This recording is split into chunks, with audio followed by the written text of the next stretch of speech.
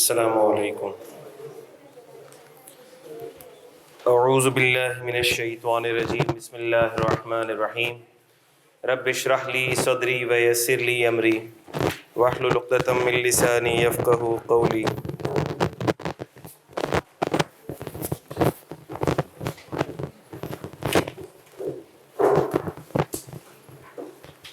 उम्मीद और दुआ करता हूँ आप लोग खैरियत से हो।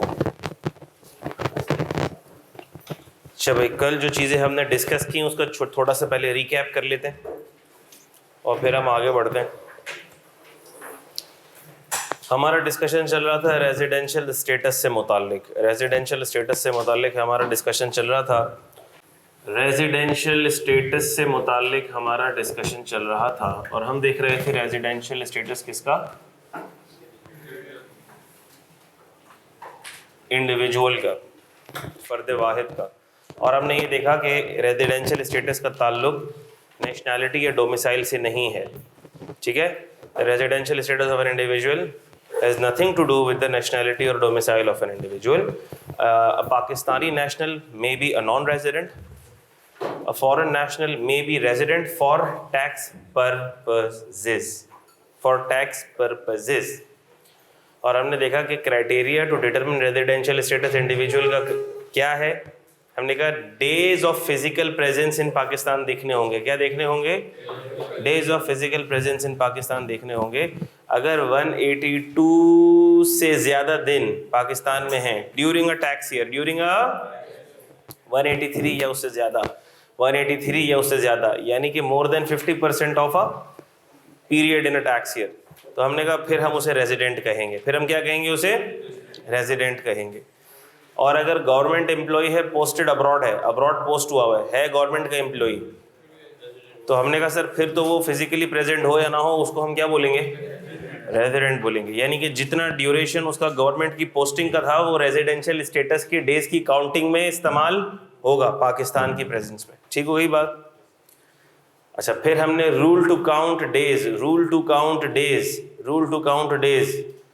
कौन है जिसने याद कर लिया है? एज इट इज बता दे, कोई है? Rule to count days, rule 14। नहीं, rule to count days, rule 14 जो लिखा हुआ है, रूल 14।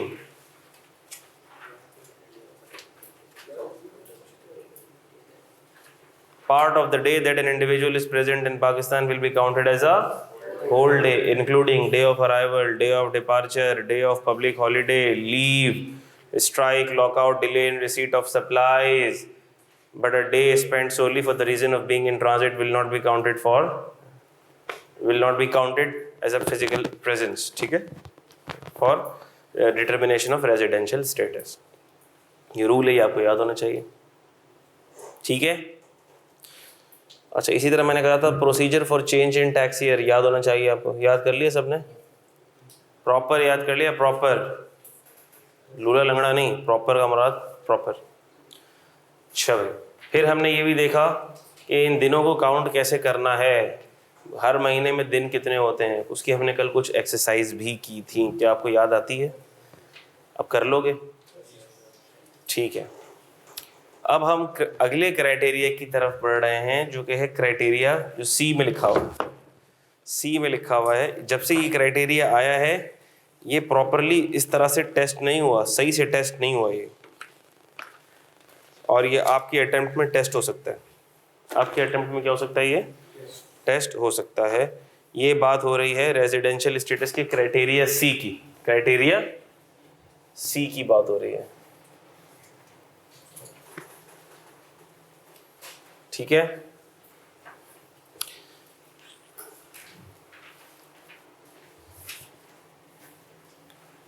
हमने कहा अगर तो देखो इंडिविजुअल है,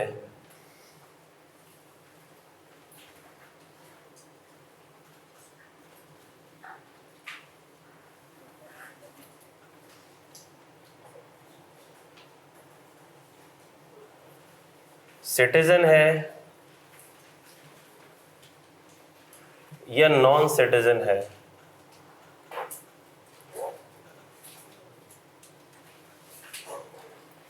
physical presence in Pakistan greater than 182 days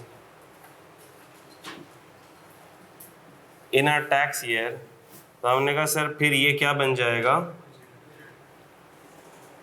citizen, non citizen से मुराद नेशनल है या नॉन नेशनल है, पाकिस्तानी नहीं है।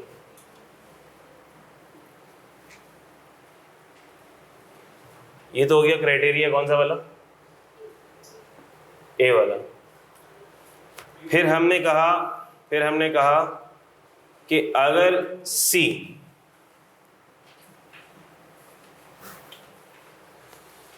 वाला क्राइटेरिया किस पर अप्लाई होगा, पढ़ते हैं। Being a citizen of Pakistan is not present in any other country for more than 182 days। तो ये वाला क्राइटेरिया सिर्फ किस पर अप्लाई हो रहा है बताओ, ये वाला क्राइटेरिया सिर्फ और सिर्फ अप्लाई हो रहा है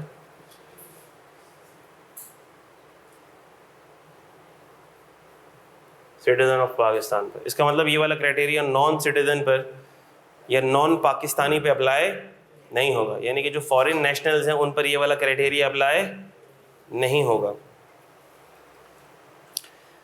सिटीजन है, अच्छा सिटीजन है और उसके 183 डेज हो गए हैं, तो वो तो किस में फॉल कर जाएगा,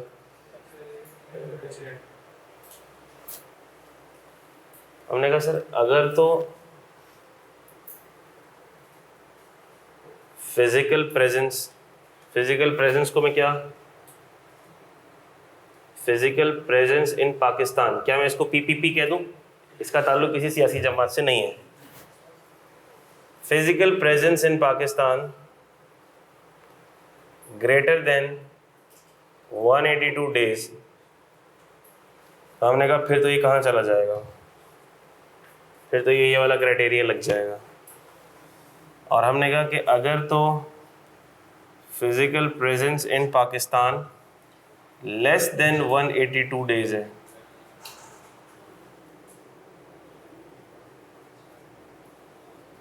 लेस देन 183 डेज है,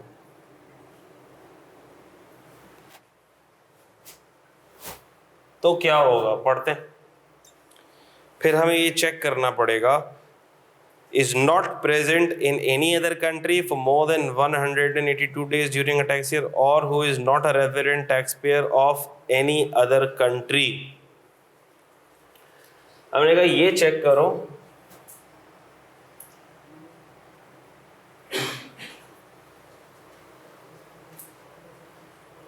resident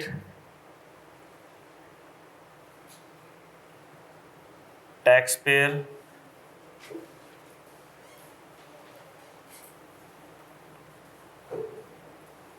of any other country. अगर किसी और कंट्री का रेजिडेंट टैक्स पेयर है तो हमने कहा फिर पाकिस्तान में ये क्या हो जाएगा,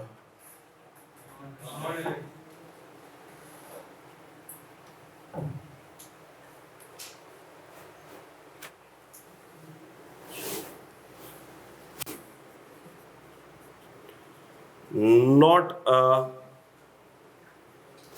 resident taxpayer of any other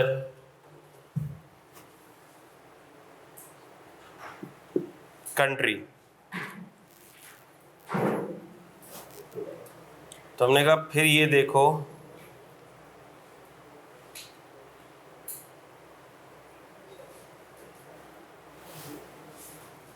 फिर हमने कहा फिर एक और क्राइटेरिया भी चेक कर लो, is not present in any other country for more than 182 days।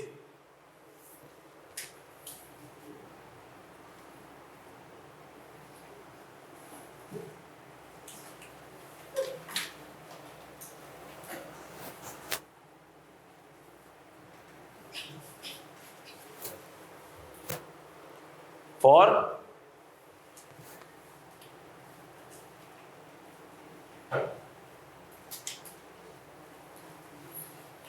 हमने कहा अगर ऐसा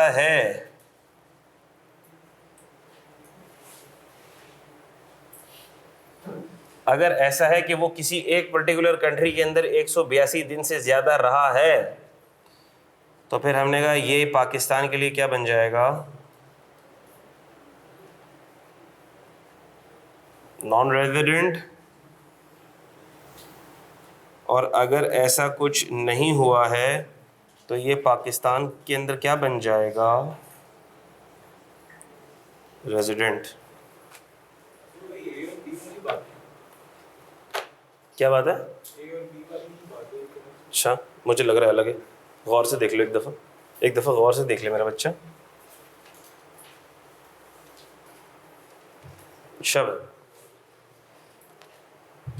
ए और बी वाली बात कैसे हो सकती है? ये क्राइटेरिया ग्रेटर देन 182 डेज के ऊपर एप्लीकेबल है, और ये वाला क्राइटेरिया एप्लीकेबल कब है? एप्लीकेबल कब है ये? जब 183 से कम डेज हो। तो क्या ये और ये बराबर हो सकते हैं? तो पहले स्टेप के ऊपर ही चेंज हो गया ना मेरी जान, कैसे बराबर हो सकता है?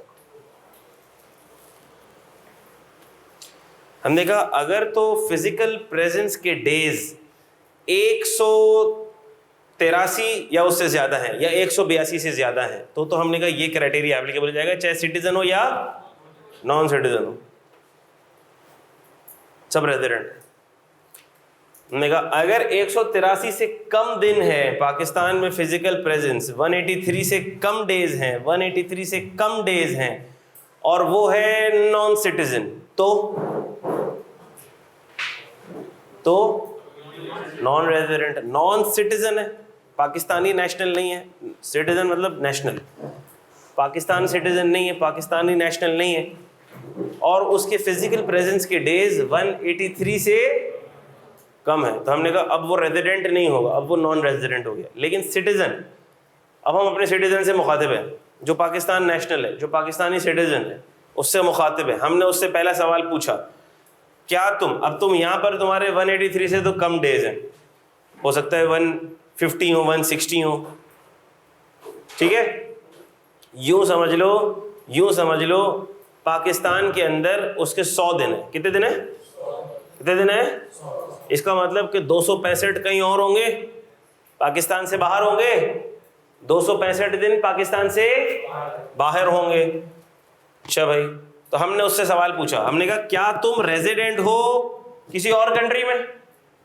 हो सकता है वो यूके में रेजिडेंट बन गया हो, वो यूके में ज़्यादातर टाइम उसने गुजारा हो, यूके का जो भी क्राइटेरिया हो सकता है यूके का क्राइटेरिया ये हो कि आपने 90 दिन गुजारे और आप क्या बन जाओगे, रेजिडेंट बन जाओगे। ऐसे कंट्रीज हैं, ठीक है। हो सकता है यूके का क्राइटेरिया ये हो कि आपने 90 दिन गुजारे, आप रेजिडेंट बन जाओगे। हो सकता है साउथ अफ्रीका क्राइटेरिया हो कि आपने 100 दिन गुजारे, आप रेजिडेंट बन जाओगे। मिसाल ले रहा हूँ मैं। तो हमने उससे पहले सवाल ये किया कि क्या आप किसी दूसरे कंट्री के अंदर टैक्स पर्पसेस के लिए रेजिडेंट हो? उसने कहा जी मैं रेजिडेंट हूँ, मैं रेजिडेंट टैक्स पेयर हूँ ऑफ एनी अदर कंट्री। तो हमने कहा फिर पाकिस्तान में आप क्या हो जाओगे, नॉन रेजिडेंट हो जाओगे। अच्छा, दूसरा केस क्या हो सकता है, not a resident tax payer. हमने कहा 265 दिन तो उसने बाहर गुजारे हैं, लेकिन हो सकता है उन 265 दिन में से 50 दिन दुबई में गुजारे हो, 50 दिन सऊदीया में गुजारे हो, ठीक है, 50 दिन कतर में गुजारे हो। बात समझ आ रही है? तो उसने हमें कहा कि भाई मैं किसी भी कंट्री के अंदर रेजिडेंट, मैं किसी भी दूसरे कंट्री में रेजिडेंट नहीं बना। कोई भी क्राइटेरिया उनका होगा, उस किसी भी क्राइटेरिया पे मैं फॉल नहीं किया और दूसरी कंट्री के अंदर रेजिडेंट नहीं बना। निकट से ये बताओ, क्या ऐसा हुआ है कि तुम किसी एक पर्टिकुलर कंट्री में 182 दिन से ज्यादा ठहरे हो? अगला सवाल हमने उससे किया, क्या ऐसा हुआ है कि तुम किसी पर्टिकुलर कंट्री में 182 दिन से ज्यादा ठहरे हो? उसने कहा जी 265 दिन तो मैंने पाकिस्तान से बाहर गुजारे हैं, 100 दिन पाकिस्तान में गुजारे हैं, 265 दिन पाकिस्तान से बाहर गुजारे हैं, और उसमें से मैंने 190 दिन सऊदीया में गुजारे। उसमें से मैंने 190 दिन सऊदीया में गुजारे हैं, लेकिन सऊदीया के अंदर रेजिडेंट नहीं बना, फिर भी नहीं बना। हो सकता है सऊदीया में कानून ये हो कि सऊदीया के अंदर 200 दिन पे रेजिडेंट बनता हो, मिसाल ले रहा हूँ मैं। उसने 190 दिन गुजारे, तो हमने उससे पूछा कि आप किसी और कंट्री में रेजिडेंट हो? उसने कहा नहीं। हमने अगला सवाल क्या पूछा, क्या आप किसी दूसरी कंट्री के अंदर 182 दिन से ज्यादा गुजारे हैं आपने? उसने कहा हाँ, दूसरी कंट्री में 182 दिन से ज्यादा मैंने गुजारे हैं। तो हमने कहा फिर अब पाकिस्तानी पर्पसेस के लिए आप क्या हो जाओगे? Non resident. और अगर आपने किसी दूसरी कंट्री के अंदर 182 दिन से ज्यादा नहीं गुजारे हैं तो अब आप पाकिस्तान में क्या हो जाओगे? रेजिडेंट तस्वुर किए जाओगे टैक्स पर्पसेस के लिए। क्या अब ये चार्ट सबको समझ आ चुका है? अब इस क्राइटेरिया को मैं पढ़ रहा हूं, यही लिखा हुआ है बीइंग सिटीजन ऑफ पाकिस्तान। तो ये बात बड़ी ज़रूरी है कि ये क्राइटेरिया एप्लीकेबल किस पर है? सिटीजन ऑफ पाकिस्तान पर। Is not present in any other country for more than 182 days. वो किसी पर्टिकुलर कंट्री में 182 डेज भी नहीं गुजारे उसने, और ना तो वो किसी पर्टिकुलर कंट्री के अंदर रेजिडेंट टैक्स पेयर बना। क्या बात समझ आ रही है? तो वो फिर हमारे पास क्या हो जाएगा? रेजिडेंट हो जाएगा। क्लियर है? ये चार्ट याद रहेगा, चार्ट याद रहेगा तो गलती नहीं होगी। और दूसरी बात ये कि एग्जाम के अंदर ये क्राइटेरिया टेस्ट नहीं हुआ है प्रॉपर्ली। हो सकता है वो आपकी अटेम्प्ट हो कि ये क्राइटेरिया टेस्ट हो जाए। ये क्राइटेरिया पिछले साल ही इंट्रोड्यूस हुआ है, यानी फाइनेंस एक्ट 2022 में इंट्रोड्यूस हुआ है। ये क्राइटेरिया फाइनेंस एक्ट 2022 में इंट्रोड्यूस हुआ है,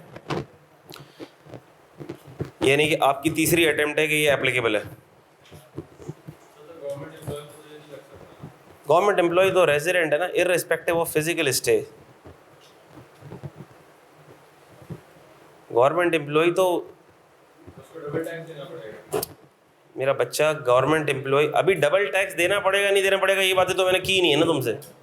अभी तो हम क्या बात कर रहे हैं? रेजिडेंट है, पाकिस्तान में रेजिडेंट है या? अभी सवाल किस सवाल पे बहस हो रही है? पाकिस्तान में रेजिडेंट है या नॉन रेजिडेंट है? पाकिस्तान में रेजिडेंट है या नॉन रेजिडेंट है? मैंने तो ये बात भी नहीं करी है कि अगर पाकिस्तान में रेजिडेंट होगा तो दूसरी कंट्री में नॉन रेजिडेंट होगा। मैंने तो ये बात भी नहीं करी है। हो सकता है पाकिस्तान में भी रेजिडेंट हो, यूके में भी रेजिडेंट हो। पाकिस्तान का क्राइटेरिया भी मीट कर लिया हो 183 डेज, और यूके का क्राइटेरिया भी मीट कर लिया हो 90 से ज़्यादा दिन। मिसाल ले रहा हूँ वैसे, हो सकता है दो जगह भी रेजिडेंट हो। अभी दूसरी जगह रेजिडेंट है, हो सकता है नहीं हो सकता? हाँ हो सकता है, वो उस कंट्री के लॉ पे डिपेंड करेगा। सर उसके होने से क्या होगा? डबल टैक्स हो जाएगा, ट्रिपल टैक्स हो जाएगा? ये तो बात मैंने अभी की नहीं है।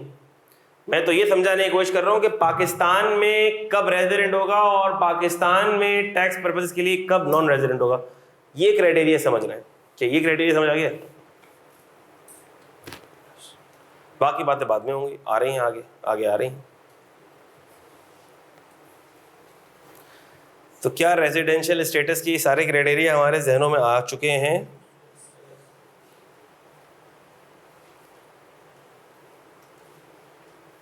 अच्छा,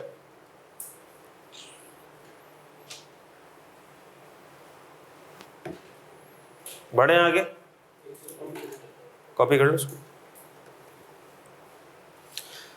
अब हमने पढ़ना है कंपनी का रेजिडेंशियल स्टेटस का क्राइटेरिया और एओपी का रेजिडेंशियल स्टेटस का क्राइटेरिया, दोनों पढ़ने हैं।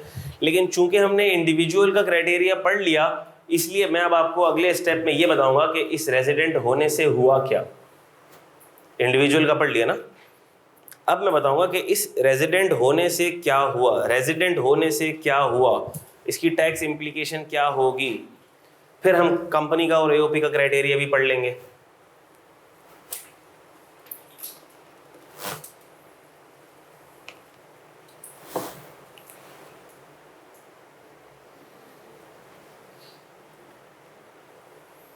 रब कर दूं ये चार्ट।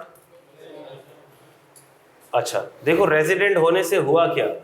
रेजिडेंट होने से हुआ ये कि जैसे ही लॉ के हिसाब से कोई शख्स रेजिडेंट बन गया, तो अब टैक्स का कानून उससे क्या कह रहा है? टैक्स का कानून उससे ये कह रहा है कि हमें आपसे मोहब्बत है। हमें आपसे क्या है? मोहब्बत है।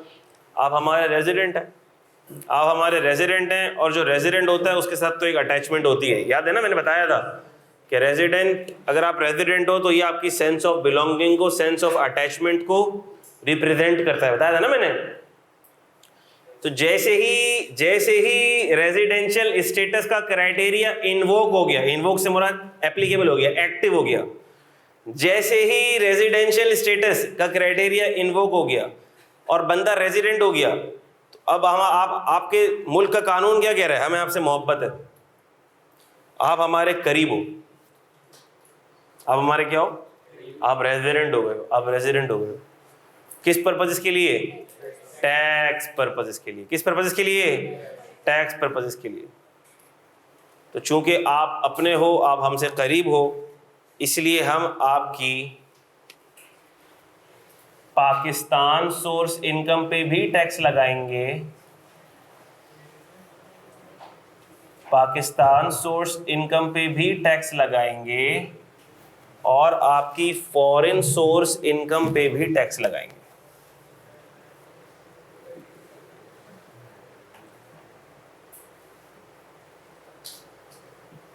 आपकी पाकिस्तान सोर्स इनकम पर भी हम पाकिस्तान में टैक्स लगाएंगे और आपने जो दूसरे कंट्रीज में फॉरेन सोर्स इनकम कमाई उस पर भी हम पाकिस्तान में टैक्स लगाएंगे। इसका मतलब कि हम यूं कहेंगे कि अगर एक बंदा रेजिडेंट है, अगर एक बंदा रेजिडेंट है,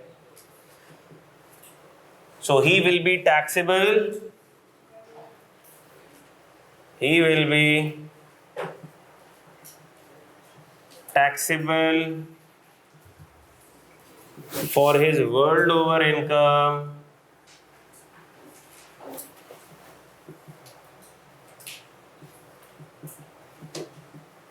in Pakistan। क्योंकि हम उससे कह रहे हैं कि अब तुम हमारे अपने हो गए हो, और तुम अपने हो तो अपना मुल्क तो चलाओ, और आपने जिधर जिधर भी पूरी दुनिया में इनकम कमाई है वो टैक्स कहाँ देना पड़ेगा? पाकिस्तान में देना पड़ेगा। आपको वो इनकम ना सिर्फ बतानी पड़ेगी, ना सिर्फ बतानी पड़ेगी, ना सिर्फ बतानी पड़ेगी, बल्कि उस पर टैक्स भी कहाँ देना पड़ेगा? पाकिस्तान में। तो मिसाल के तौर पर एक बंदे को पाकिस्तान में ड्यूरिंग अ टैक्स ईयर 190 दिन हो गए हैं और दुबई के अंदर उसकी कुछ बिजनेस इनकम भी आ रही है, यूएसए के अंदर उसकी एक दो उबर भी चल रही हैं, यूके के अंदर उसका एक फ्लैट भी किराए पे दिया हुआ है, वहाँ से भी थोड़ी बहुत गुजर बसर की इनकम आ रही है। क्या ख्याल है? तो हमने कहा हम उससे ये पूछेंगे, और उसने मिसाल के तौर पर स्विस बैंक के अंदर भी कुछ पैसे वैसे रखवाए हैं बुढ़ापे का सहारा, वहाँ से भी कुछ सूदी इनकम आ रही है, ठीक है। तो हम क्या करेंगे? हम उससे पहला सवाल पूछेंगे, क्या आप रेजिडेंट हो? क्राइटेरिया आपके सामने चेक करके बता दो। उसने कहा हाँ मैं रेजिडेंट हूँ।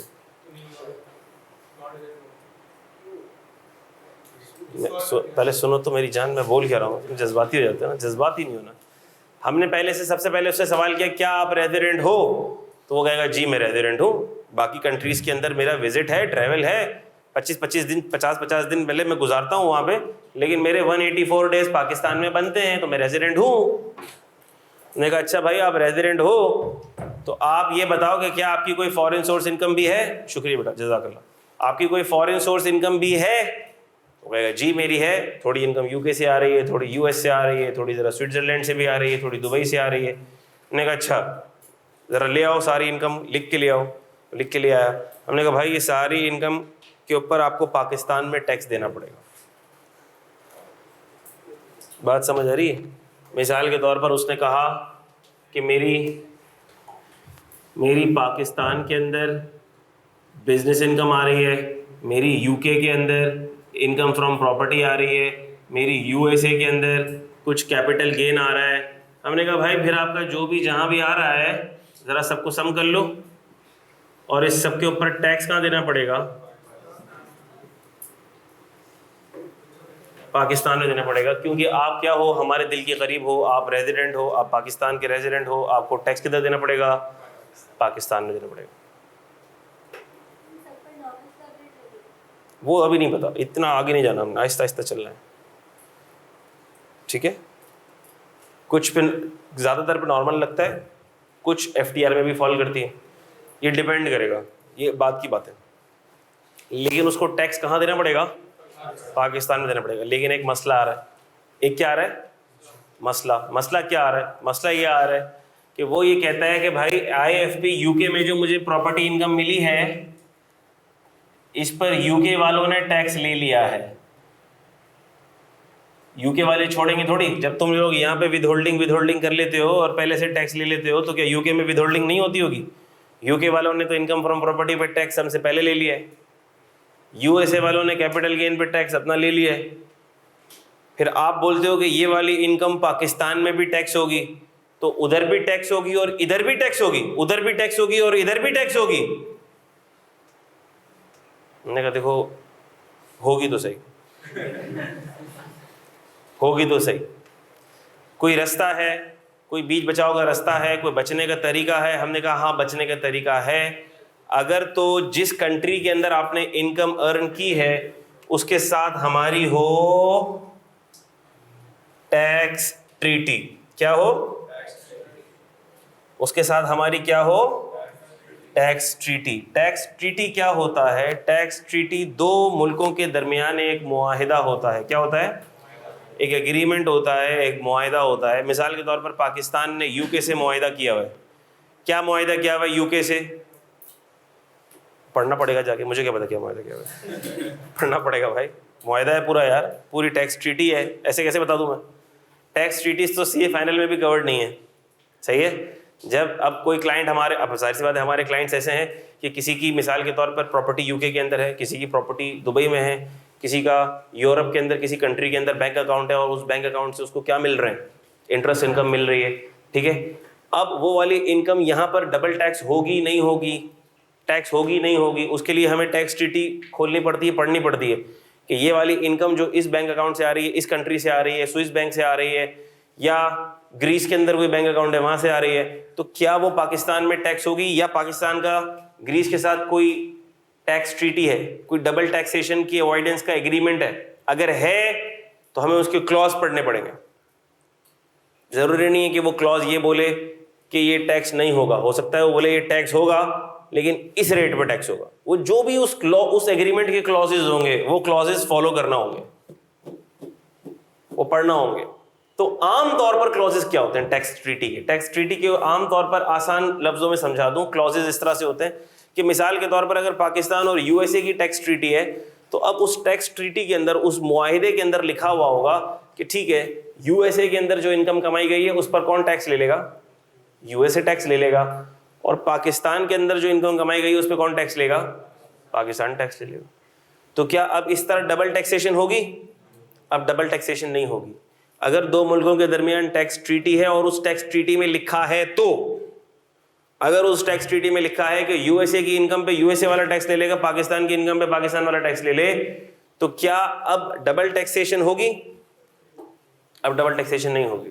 तो एक तरीका डबल टैक्सेशन से बचने का यह है कि अगर दो मुल्कों के दरमियान टैक्स ट्रीटी है, तो फिर पाकिस्तान के टैक्स लॉज, फिर पाकिस्तान का टैक्स इस फॉरेन सोर्स इनकम पर एप्लीकेबल नहीं होगा अगर तो उस टैक्स ट्रीटी के अंदर लिखा है। तो क्या ये बात समझ आती है? आओ अब इसको पढ़ते हैं। आखिरी में पेज नंबर 5 पर आओ। Income with reference to resident and non resident. Income of a resident person is computed by taking into account amounts that are his Pakistan source income and amounts that are his foreign source income। हमने कहा कि अगर कोई बंदा कौन है?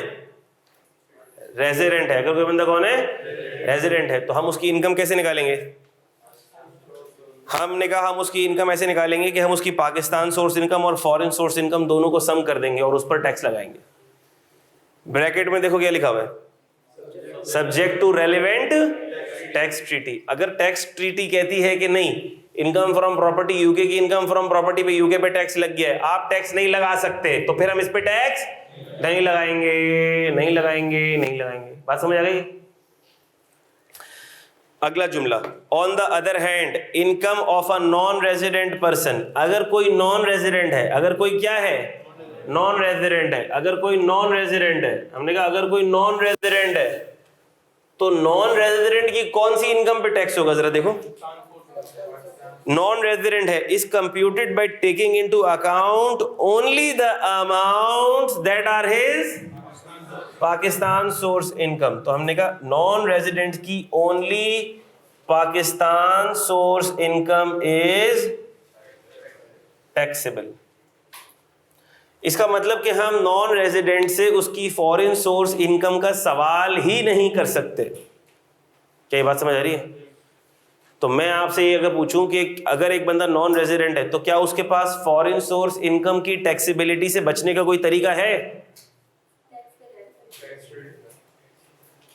Tax treaty. हमने कहा नॉन रेजिडेंट की तो फॉरेन सोर्स इनकम टैक्सेबल ही नहीं है, उसकी तो फॉरेन सोर्स इनकम का हम उससे सवाल ही नहीं कर सकते, तो टैक्स ट्रीटी तो दूर की बात है। बात समझ आ रही है? क्या नॉन रेजिडेंट की फॉरेन सोर्स इनकम का हम सवाल कर सकते हैं? हम उसके फॉरेन सोर्स इनकम का सवाल ही नहीं कर सकते। मिसाल देता हूं इसकी छोटी सी मिसाल के तौर पर मेरा कोई कज़न है, वो रहता है यूएसए में रहता है, सही है। वो पाकिस्तान में आया 50 दिनों के लिए। कितने दिनों के लिए? 50 दिनों के लिए पाकिस्तान में आया, और उसने यहाँ पर कोई सेमिनार कंडक्ट किया, और उस सेमिनार से उसने अर्निंग कर ली 15 लाख रुपए की। पूरा साल वो रहता है बाहर यूके में, और यूके के अंदर उसकी मल्टीपल इनकम आती रहती है, सैलरी इनकम भी आती है, इनकम फ्रॉम प्रॉपर्टी भी आती है, ब्ला ब्ला जो भी इनकम आती है। पूरे साल में उसके यूके के अंदर उसने 1.5 करोड़ रुपए कमाए। पाकिस्तान में कितने कमाए? 15 लाख। तो क्या मैं उसको ये कहूँगा कि भाई आप माजरत you are taxable for your world over income? क्या मैं ये कहूँगा उससे? मैं ये नहीं कहूँगा। क्यों नहीं कहूँगा?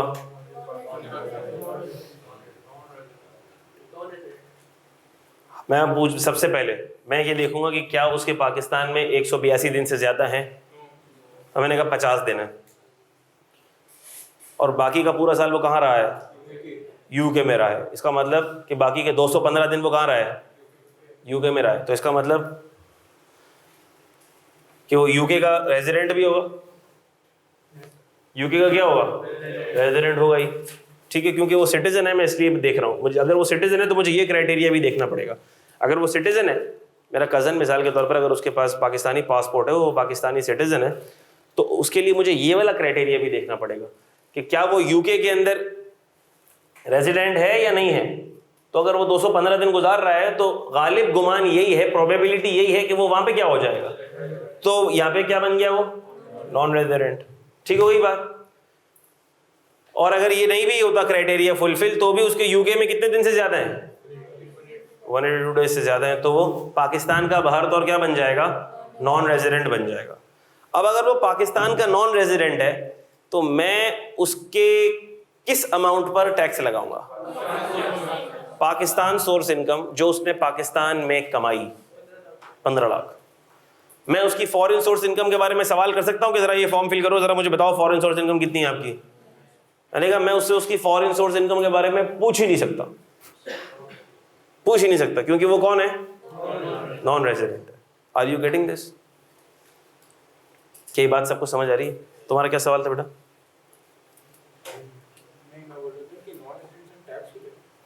नॉन रेजिडेंट से हम टैक्स क्यों लेते हैं? क्योंकि जब मेरा कजन पाकिस्तान आया तो उसने एक सेमिनार किधर कंडक्ट किया? किस वतन की मट्टी से उसने वो इनकम कमाई? किस मुल्क से फायदा हासिल किया?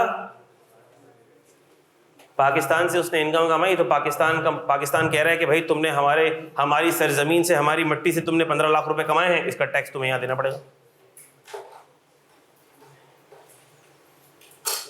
सिंपल सी बात है ना भाई। अब जिधर आओगे, जिस कंट्री में आ रहे हो, जिधर के रिसोर्सेज इस्तेमाल कर रहे हो, अगर वो इधर गाड़ी चलाएगा, इधर का वो टूल प्लाजा क्रॉस करेगा तो टूल टैक्स देना पड़ेगा नहीं देना पड़ेगा? यहाँ का रोड इस्तेमाल कर रहा है, टैक्स देना पड़ेगा भाई। यहाँ के लोगों से, यहाँ की सरजमीन से इनकम कमा रहा है, टैक्स देना पड़ेगा। पाकिस्तान सोर्स इनकम है।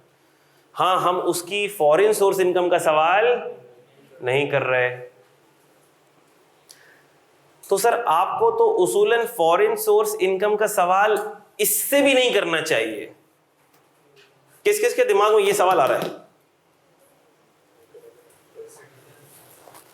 तो सिटीजन तो वो भी था, मेरा कजन भी था भाई। भाई रेजिडेंट नहीं था, माना रेजिडेंट नहीं था, ये रेजिडेंट था कि रेजिडेंट नहीं था, ये वाला क्राइटेरिया तो किसने बनाया? हमने बनाया है ना। लेकिन मैं कह रहा हूं कोई बंदा ये कह सकता है मेरी मर्जी, मैंने दूसरे मुल्क में पैसे कमाए, मैंने वहां पर इनकम कमाई है। आप कौन होते हो इधर टैक्स लेने वाले? पाकिस्तान में मैं उस इनकम पे क्यों टैक्स दूं जो मैंने पाकिस्तान से नहीं कमाई? ये सवाल किसी के जहन में आता है? तो 50% से ज्यादा टाइम यहाँ पे रहा है, तो जितना पाकिस्तान में कमाया है उस पर देगा ना टैक्स। सिर्फ पाकिस्तान सोर्स पे ले लेते हम इससे। हम इससे किस पर ले रहे हैं? पाकिस्तान सोर्स पर भी ले रहे हैं और हम सिर्फ इस पर ही ले लेते। किसी के दिमाग में सवाल आ रहा है? नहीं आ रहा? सर हम तो सो रहे हैं। सर आपने बताया था ना क्या? मुझे खुद नहीं पता। आपने नहीं बोला था कि हमें अपने वतन से, लोगों से प्यार है? अब यार ये तो मैं ऐसी टोपी ड्रामे वाली बातें बता रहा हूँ। कितने मासूम सीधे साधे भोले भाले बच्चे हैं। किसको प्यार है? तुझे प्यार है? सर मैं वैसे ही बात कर रहा हूँ कि आप इस तरीके से भाई जिससे तुम बोलोगे यार आपको अपने वतन से प्यार है, तेरा 4 लाख रुपए निकाल के दे दो। बोलेगा नहीं भाई मैं तो मजाक कर रहा था, थोड़ी देर पहले ऐसी बातें कर रहा था, पैसे वैसे वाला प्यार नहीं मुझे। ये तो मैं ऐसे समझाने के लिए कह रहा था ताकि आपको याद हो जाए। बात समझ आ रही है? तो प्यार तो इसको भी है। वही बोल रहे हाँ प्यार तो है मुझे, रह बाहर रहा हूँ लेकिन अपने वतन से प्यार तो है। तो लॉजिकली दिमाग में ये सवाल आता है कि अगर मैं कोई इनकम बाहर ही कमा रहा हूं तो मैं उसके ऊपर पाकिस्तान में टैक्स ही क्यों दूं? मैं क्यों बताऊं कि मैं ये इनकम कमा रहा हूं? इसके पीछे कोई लॉजिक है, कोई रैशनल है लॉ के पीछे? सर बाहर वाले से यहाँ पे आके कमाते हैं इनकम, तो वहाँ पे हमसे भी टैक्स दे रहे थे। फिर से वही डिपेंड करेगा, लॉ पे डिपेंड करेगा और टैक्स ट्रीटी पे डिपेंड करेगा। जिस तरह यहाँ का लॉ है उसी तरह हर कंट्री का लॉ है। यानी यूएसए वाला भी बोलेगा कि अगर कोई बंदा मेरे पास रेजिडेंट हो जाएगा ही will be taxable for world over income. Pakistan वाला भी बोलेगा अगर कोई यहाँ रेजिडेंट हो जाएगा ही will be taxable for world over income. और मैंने तो ये तक कहा कि कोई ऐसा भी सीन हो सकता है कि कोई बंदा पाकिस्तान में भी रेजिडेंट हो और कहाँ भी हो, यूके में भी रेजिडेंट हो। तो अब यूके वाला भी बोल रहे हैं वर्ल्ड ओवर इनकम, पाकिस्तान वाला भी बोल रहे हैं वर्ल्ड ओवर इनकम। बंदा बोल रहा है मैं इनकम ही नहीं कमा रहा। हर बंदा तो टैक्स लेने के लिए आ गया और वही वर्ल्ड ओवर इनकम पे। तो फिर क्या होगा? पाकिस्तान और यूके के दरमियान क्या होगी? टैक्स ट्रीटी होगी। उस टैक्स ट्रीटी में लिखा हुआ होगा ठीक है रेजिडेंट है लेकिन पाकिस्तान वाला अपनी सोर्स ऑफ इनकम पे टैक्स ले ले, यूके वाला अपनी सोर्स ऑफ इनकम पे टैक्स ले ले। जी बेटा।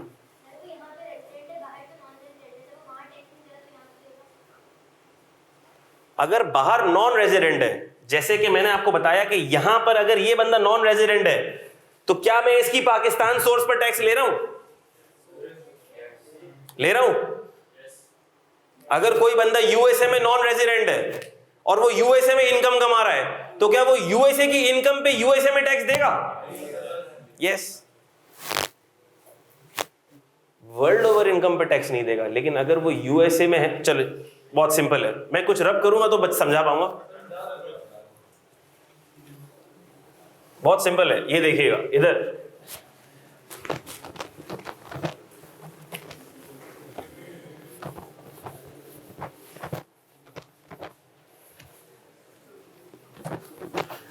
अगर रेजिडेंट है तो किस पे टैक्स देगा?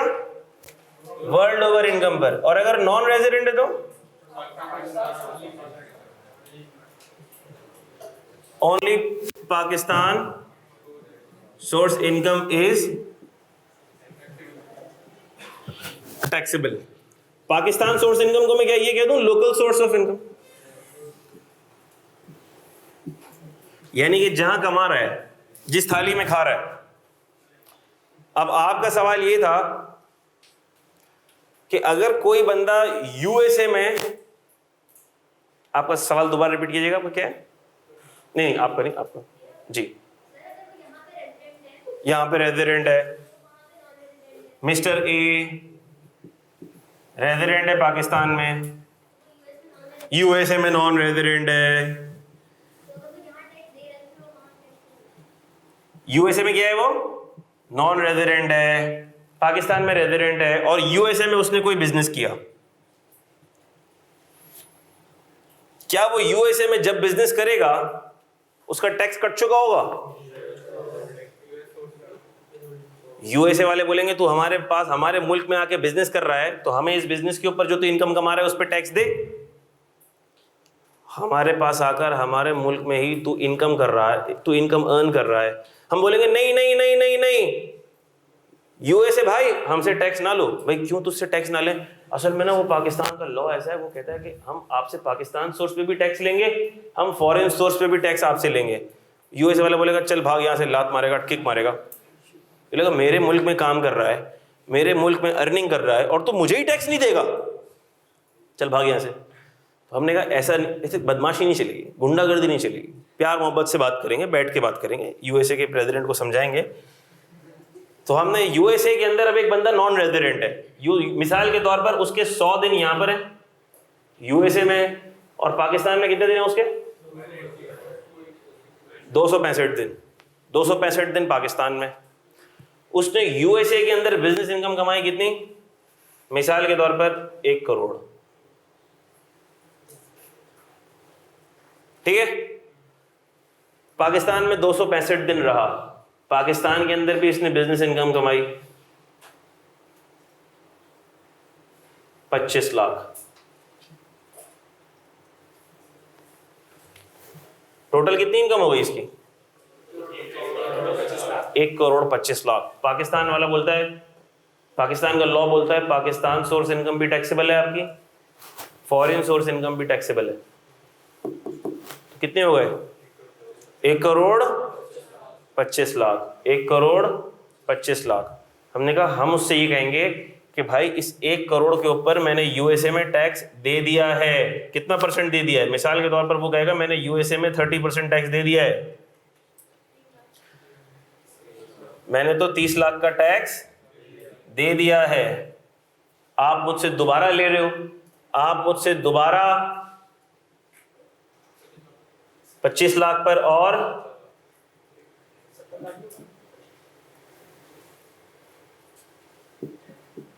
आप मुझसे दोबारा 12.5 मिलियन पूरे पे टैक्स ले रहे हो, 25 लाख पे भी और 1 करोड़ पे भी, जबकि मैं 1 करोड़ पर 30% टैक्स कहां दे चुका हूं? यूएसए में दे चुका हूं। आप क्या मुझसे दोबारा टैक्स ले रहे हो? तो पाकिस्तान का लॉ कहेगा हाँ हम तो लेंगे भाई, लेकिन प्लीज माफी की कोई गुंजाइश है? यार देखना पड़ेगा टैक्स ट्रीटी है कि नहीं है। हाँ सर टैक्स ट्रीटी तो हुई हुई है, साइन तो हुई हुई है। हमने कहा खोलो टैक्स ट्रीटी। टैक्स ट्रीटी को हमने खोला और टैक्स ट्रीटी में ये लिखा हुआ है, मिसाल ले रहा हूं मैं, टैक्स ट्रीटी में ये लिखा हुआ है कि जो इनकम भी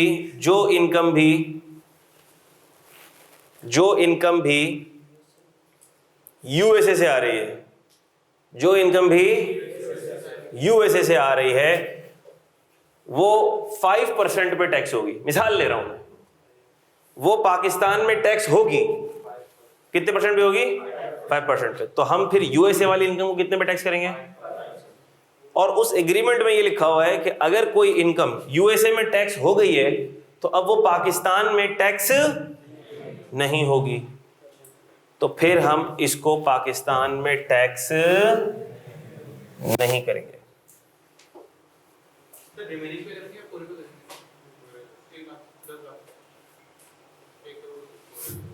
पहले डिसाइड कर ले क्या है। मैंने कहा पाकिस्तान में ये टैक्स ही नहीं होगा ना, तो 5% पूरे पे लगेगा। वो तो एग्रीमेंट देखना पड़ेगा ना, टैक्स ट्रीटी में क्या लिखा हुआ है। बात समझ आ गई? जबरदस्त हो गई बात। तो हमें टैक्स ट्रीटी को रेफर करना पड़ेगा, किन केसेस में रेफर करना पड़ेगा? एफएसआई, इन 2 केसेस में हमें गाइडेंस लेनी पड़ेगी टैक्स ट्रीटी से। किन 2 केसेस में? ये वाला केस में बंदा क्या था? ये वाले केस में बंदा क्या था? रेजिडेंट था। तो हमने टैक्स ट्रीटी से किस बारे में सवाल किया? हमने टैक्स ट्रीटी से सवाल किया फॉरेन सोर्स इनकम के बारे में।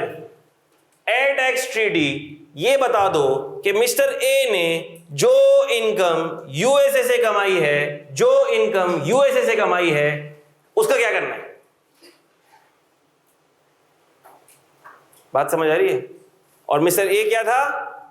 पाकिस्तान में रेजिडेंट। तो हमने कहा कि टैक्स ट्रीटी के लॉ अप्लाई होंगे रेजिडेंट की कौन सी वाली इनकम पे? Foreign source of income. Foreign source income पे टैक्स ट्रीटी कहती है अच्छा बंदा रेजिडेंट है यार, एक काम करो, उसकी पाकिस्तान सोर्स इनकम टैक्स नहीं होगी, उसकी पाकिस्तान सोर्स इनकम टैक्स नहीं होगी। तो क्या हम टैक्स ट्रीटी की ये वाली बात मानेंगे? हम टैक्स ट्रीटी की ये वाली बात नहीं मानेंगे। हम टैक्स ट्रीटी को बोलेंगे अपनी औकात में रहो। अपनी किस में रहो? औकात में। आपको हम अप्लाई करेंगे रेजिडेंट की सिर्फ क्या चीज का टैक्सेबिलिटी देखने के लिए, बस। आप अगर कोई बंदा रेजिडेंट है पाकिस्तान में तो हम उसकी एफएसआई की टैक्सेबिलिटी देखने के लिए आपको रेफर करेंगे, आपकी बात मानेंगे। अगर कोई बंदा रेजिडेंट है तो उसकी पीएसआई की टैक्सेबिलिटी के लिए हम आपके पास आके मशवरा नहीं करेंगे, आप अपने काम से काम रखें। क्योंकि अगर रेजिडेंट है और पाकिस्तान सोर्स इनकम है फिर तो उसके ऊपर हमारा ही हक है, फिर तो उस पर टैक्स कौन लेगा? सिर्फ हम ही लेंगे। आपको भी लेना है तो आप ले लो, लेकिन हम तो लेंगे। बात समझ आ रही है? नॉन सिटीजन है और रेजिडेंट है, वो भी फॉरेन सोर्स इनकम पर। भाई रेजिडेंट की बात हो रही है, अभी नॉन सिटीजन सिटीजन के चक्कर में अपने आप को कंफ्यूज ना करो। रेजिडेंट है या नहीं है ये डिसाइड हो गया, बस। सिटीजन है या नॉन सिटीजन है, इररिस्पेक्टिव, टैक्स पर्पसेस के लिए रेजिडेंट है। अब अगला वाला पॉइंट, टैक्स ट्रीटी अप्लाई होगी नॉन रेजिडेंट की कौन सी वाली इनकम पे? Pakistan source income. हमने कहा रेजिडेंट है और रेजिडेंट की पाकिस्तान सोर्स इनकम है, उसके ऊपर तो टैक्स ट्रीटी के लॉज अप्लाई होंगे ही नहीं। टैक्स ट्रीटी में कुछ भी लिखा हुआ उसके बारे में हमें उससे कोई सरोकार नहीं है। लेकिन अगर टैक्स ट्रीटी में रेजिडेंट की फॉरेन सोर्स इनकम के बारे में कोई एग्जेम्पशन अवेलेबल है तो वो मानी जाएगी, उसको अप्लाई करेंगे और उसकी बड़ी सॉलिड एप्लीकेबिलिटी होगी, उसका ओवरराइडिंग इफेक्ट होगा। इसका मतलब फिर टैक्स ट्रीटी की ही चलेगी, फिर किसी लॉ की नहीं चलेगी। टैक्स ट्रीटी की ही चलेगी और किसी लॉ की नहीं चलेगी। टैक्स ट्रीटी की ही सुनेंगे। किस केस में सुनेंगे टैक्स ट्रीटी की? रेजिडेंट की फॉरेन सोर्स इनकम की टैक्सेबिलिटी के बारे में टैक्स ट्रीटी की ही सुनेंगे। और अगर नॉन रेजिडेंट है तो उसकी कौन सी इनकम के बारे में सुनेंगे? क्यों एफएसआई के बारे में क्यों नहीं सुनेंगे? क्योंकि नॉन रेजिडेंट की एफएसआई की तो हम सवाल ही नहीं कर सकते, उसके बारे में तो हम पूछ ही नहीं सकते। नॉन रेजिडेंट की पीएसआई के बारे में हम टैक्स ट्रीटी को रेफर करेंगे। Are you getting this? बस इतना ही याद रख लो, इतना ही जहन में रख लो, इससे ज्यादा जहन रख। ये भी किताब मैंने लिखा हुआ आपके, लेकिन आपको बता दिया, ये आप जहन में रख लो। ठीक होगी बात? लिख लो गई। उसके बाद मैं बताता हूं अगर टैक्स ट्रीटी ना हो तो क्या होगा। एक बंदा दोनों जगह पे रेजिडेंट हो गया, फिर हम क्या करेंगे? कौन बताएगा?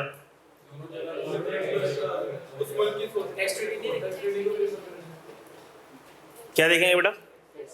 टैक्स ट्रीटी देखेंगे। सिंपल सवाल था उसका। अगर एक बंदा दोनों जगह पे रेजिडेंट हो गया, दो जगह पे रेजिडेंट हो गया, मिसाल के तौर पर मिस्टर मुनीर पाकिस्तान में भी रेजिडेंट हो गए हैं और यूएसए में भी रेजिडेंट हो गए। पाकिस्तान से भी 2 करोड़ की इनकम कमा ली है और यूएसए से 5 करोड़ की इनकम कमा ली है। आप लोगों की दुआओं से, अल्लाह करे, आमीन बोल दो। तो 2 करोड़ और 5 करोड़ 7 करोड़ की इनकम आ गई है। अब सही हो गई बात? सबसे पहले क्या देखेंगे? क्या मैं पाकिस्तान में रेजिडेंट हूँ, यूएसए में रेजिडेंट हूँ? भाड़ में गया। एफबीआर को और इनकम टैक्स ऑर्डिनेंस को इससे कोई सरोकार नहीं है कि मैं यूएसए में रेजिडेंट हूँ। पाकिस्तान में हूँ, यस और नो? पाकिस्तान में हूँ। क्या मेरी पाकिस्तान सोर्स इनकम पर पूरा टैक्स लगेगा? एफएसआई के लिए क्या करूंगा? टैक्स ट्रीटी देखूंगा। रेजिडेंट हूं, टैक्स ट्रीटी किस चीज के लिए देखूंगा? एफएसआई के लिए। मेरे लिए पाकिस्तान की पर्सपेक्टिव से एफएसआई कौन सी है?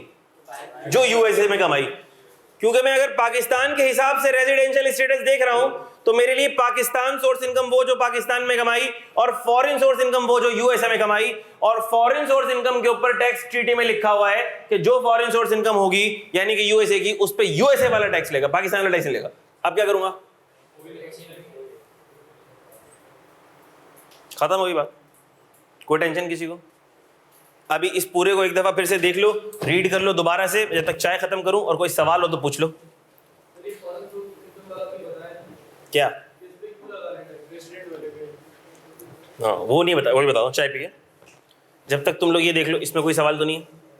अच्छा हो तुमने याद दिला दिया, वरना भूल जाता मैं। डोमिसाइल क्या होता है? डोमिसाइल भी एक डॉक्यूमेंट होता है जिसपे आपकी नेशनैलिटी, आपका कंट्री ऑफ बर्थ सब लिखा हुआ होता है, ठीक है। आइडेंटिटी डॉक्यूमेंट ही होता है वो भी, डोमिसाइल भी। किसी का कोई इसमें क्वेश्चन है? अच्छा अब मैं आपको रीजन बताता हूं, अब मैं आपको रीजन बताता हूं। रीजन देखो, लॉ के पीछे अक्सर औकात आपको रीजन मिलेगा, किसी भी लॉ के पीछे।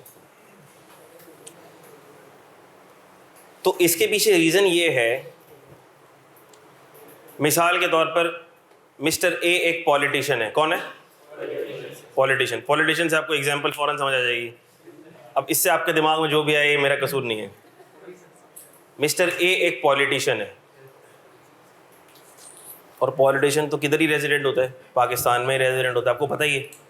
इररिस्पेक्टिव ऑफ, अगर तो पोस्टेड अब्रॉड हो तो भी किधर रेजिडेंट होता है, और अगर पोस्टेड अब्रॉड नहीं है तो है ही क्या? वो तो है ही यहाँ पे। हमने कहा मिस्टर ए एक पॉलिटिशियन है, और उनकी सैलरी मिसाल के तौर पर 3 लाख रुपए है जो गवर्नमेंट ऑफ पाकिस्तान उनको दे रही है। बातें नहीं बेटा, सुन लो, समझ लो। 3 लाख रुपए उनको गवर्नमेंट ऑफ पाकिस्तान उनको सैलरी दे रही है, ठीक है। तो साल के कितने कमा ली उन्होंने? 36 लाख रुपए आ गई सैलरी। ज़्यादा से ज़्यादा कितनी आ गई सैलरी? अज्यूम कर लो पाकिस्तान के अंदर उनकी ज़मीनें भी हैं, जायदादें भी हैं, बिजनेस भी चल रहे हैं, मिलें भी चल रही हैं, तो उनका अलग से बिजनेस इनकम भी आ रही होगी। वो भी किधर आ रही होगी? पाकिस्तान में आ रही होगी। लेकिन पाकिस्तान में तो इनकम आ रही है, लेकिन फॉरेन करेंसी के एसेट्स बढ़ते जा रहे हैं। 1 फ्लैट, 2 फ्लैट, 3 फ्लैट, विला, गाड़ी, बंगला, फॉरेन करेंसी के एसेट्स, फॉरेन कंट्री के अंदर उसके एसेट्स बढ़ते चले जा रहे हैं। फॉरेन कंट्री के अंदर उसके एसेट्स बढ़ते चले जा रहे हैं। तो हम उसके पास गए, हमने कहा मिस्टर ए आप बड़े सीनियर सियासतदान हैं, लेकिन आपकी फॉरेन कंट्री के अंदर जो एसेट्स हैं वो बढ़ते चले जा रहे हैं माशाल्लाह से, अल्लाह और बरकत दे, लेकिन वो कैसे बढ़ रहे हैं? अरे यार आप मेरी फॉरेन सोर्स इनकम के बारे में सवाल मत करें। क्यों सवाल ना करें भाई वो फॉरेन सोर्स इनकम के बारे में आप नहीं करें ना सवाल। वो फॉरेन कंट्री में मेरी जो भी इनकम आ रही है मैं आपको क्यों बताऊं?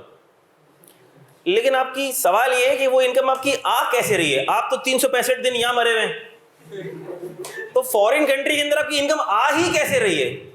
बोला मैंने आपको पहले बोला मुझसे सवाल ना करें, औकात में रहे। ऐसे गंदे सवालों के जवाब में देना मुनासिब नहीं समझता। लेकिन जब आप पूरे साल हैं इधर, आप हैं इधर, तो इसका क्या मतलब हो सकता है? इसका मतलब ये हो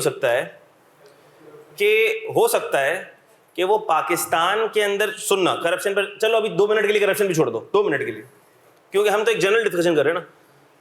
ऐसा भी हो सकता है कि वो पाकिस्तान के अंदर कोई बिजनेस कर रहा हो और उस बिजनेस से वो साल के 10 करोड़ कमा रहा हो। कितने कमा रहा हो?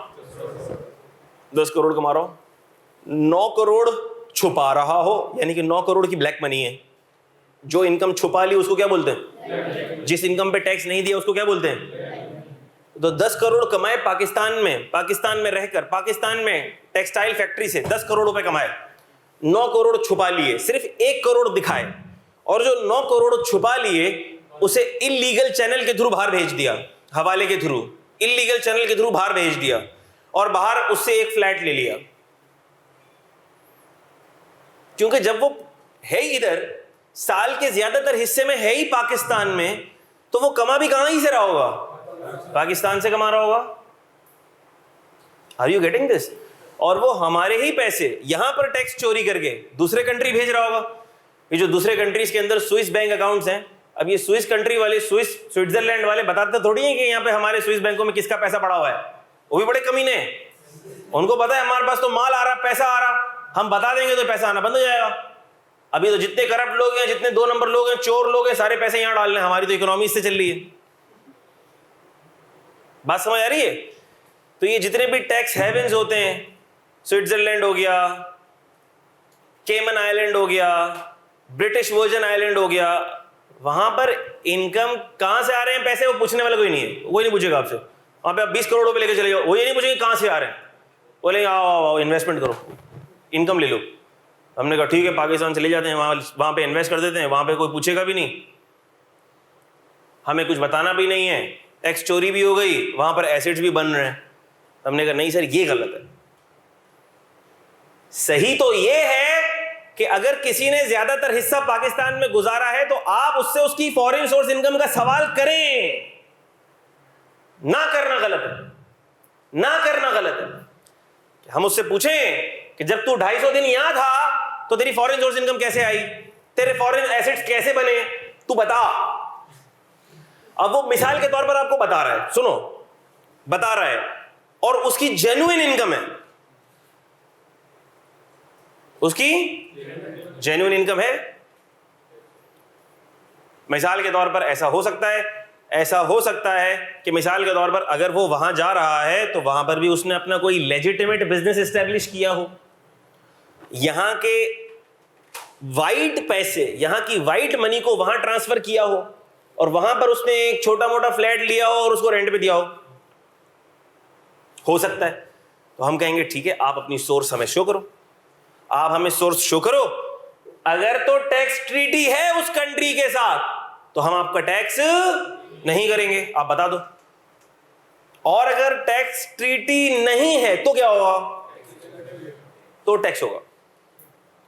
तो सर फिर अगर टैक्स ट्रीटी नहीं है तो डबल टैक्स हो गया, वहां भी हो गया और यहां भी हो गया, जुल्म हो गया, ज्यादती हो गई बेचारे के साथ। आपने छानबीन की, आपने शक किया, लेकिन वो बंदा तो ठीक निकला, वो बंदा ठीक निकला। तो हमने कहा अच्छा ठीक निकला तो हम उसको टैक्स ट्रीटी का बेनिफिट तो दे रहे हैं, लेकिन सर टैक्स ट्रीटी नहीं है किसी कंट्री के साथ, अब तो जुल्म हो गया, अब तो ज्यादती हो गई, बर्बरियत हो गई। हमने कहा रुक जाओ, परेशान होने की जरूरत नहीं है, डबल टैक्स भी होगा, डबल टैक्स भी होगा, और फिर हम डबल टैक्स करके उसको एक रिलीफ भी दे देंगे। क्या भी दे देंगे, रिलीफ भी दे देंगे, एक टैक्स क्रेडिट भी देंगे उसको। यानी कि पहले हम उसको थप्पड़ भी मारेंगे, फिर हम उसको थोड़ा सा सॉरी भी बोलेंगे, प्यार भी करेंगे। यानी कि यूं समझ लो, पहले हम जख्म भी लगाएंगे और फिर हम मरहम भी लगाएंगे, जख्म भी लगाएंगे और फिर हम क्या भी लगाएंगे, मरहम भी लगाएंगे। सर वो मरहम कैसे लगेगा, क्या लगेगा, कैलकुलेट कैसे होगा? हमने कहा चैप्टर नंबर 3 टैक्स क्रेडिट्स का चैप्टर है, उसमें हम पढ़ेंगे फॉरेन टैक्स क्रेडिट, तब आप देखेंगे कि कैसे कैलकुलेट होता है। अभी कॉन्सेप्ट समझ आना चाहिए आपको। अब मैं जितने भी पॉइंट्स मैंने बोले मैं उसको समराइज कर रहा हूँ। पहला पॉइंट, अगर रेजिडेंट है ही will be taxable for his world over income, PSI plus FSI. अगर नॉन रेजिडेंट है he will only be taxable for his PSI. Non resident की फॉरेन सोर्स इनकम का सवाल हम नहीं कर सकते। सर अगर कोई रेजिडेंट है और वो वर्ल्ड ओवर इनकम पे टैक्स हो रहा है तो चांसेस हैं कि वो डबल टैक्स हो जाएगा, क्योंकि उसने अपनी सोर्स कंट्री में भी टैक्स दिया होगा और पाकिस्तान में दोबारा टैक्स दे रहा होगा। तो क्या उससे बचने का कोई तरीका है? जी है। क्या? Tax treaty. लेकिन सर अगर टैक्स ट्रीटी से भी ना बच पाया तो हमने कहा फिर डबल टैक्स लग जाएगा, माजरत के साथ क्या लग जाएगा, डबल टैक्स लग जाएगा। लेकिन क्या उसको फिर कोई रिलीफ भी मिलेगा? जी, फॉरेन टैक्स क्रेडिट के नाम से एक रिलीफ होता है, वो भी उसको मिल जाएगा। तो जितना भी मैंने डिस्कशन किया उसका खुलासा ये है। क्या ये बातें सबको समझ आ गई? उसको मैंने एग्जाम्पल्स के थ्रू, लॉजिक और रैशनल के थ्रू समझाने की कोशिश की है, लेकिन ये सारी डिस्कशन के बाद ये पॉइंट्स तो आपके जहन में रह जाने चाहिए जो मैंने अभी बताया।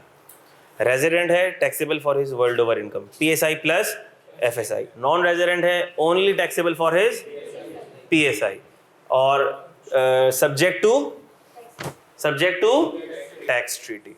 अगर टैक्स ट्रीटी कहती है कि रेजिडेंट के ऊपर टैक्स ट्रीटी कहती है कि ये इसकी फॉरेन सोर्स इनकम है, इस पर आपने टैक्स नहीं लेना, तो हम उसके ऊपर टैक्स नहीं लेंगे। क्या बात समझ आती है? अच्छा, तो अब इसको पढ़ लो जरा।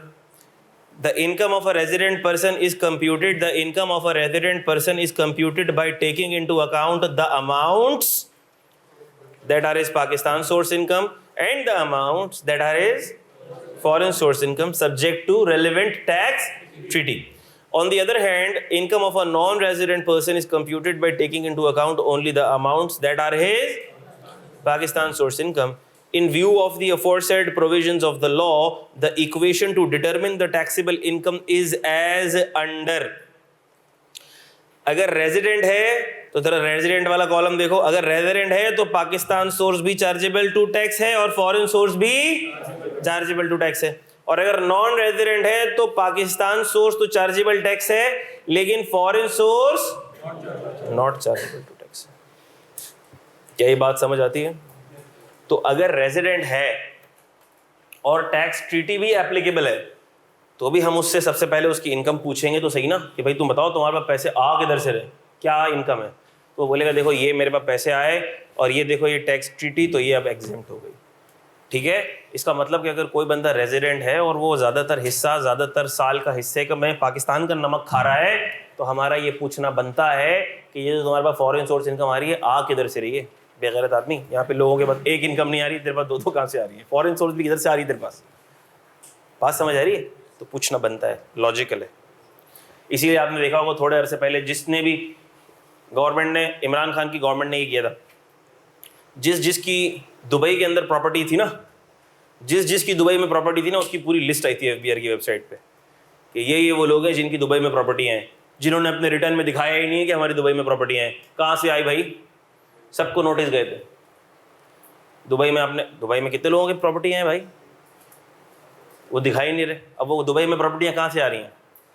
वो यही आ रही हैं कि वो पैसा यहाँ से कमा रहे हैं, गवर्नमेंट को टैक्स नहीं दे रहे, चोरी छुपे पैसा बाहर भेजा, दुबई के अंदर पैसा गया, वहाँ पे प्रॉपर्टी ले ली, चोरी छुपे हवाले के थ्रू। इलीगल करेंसी डीलर्स ये जितने भी बैठे हुए होते हैं, इलीगल चैनल जिसको बोलते हैं, एक तो होता है कि ऑफिशियल चैनल के थ्रू भेजना, बैंक्स के थ्रू आपने पैसे भेजे हैं, एक ये है कि चोरी।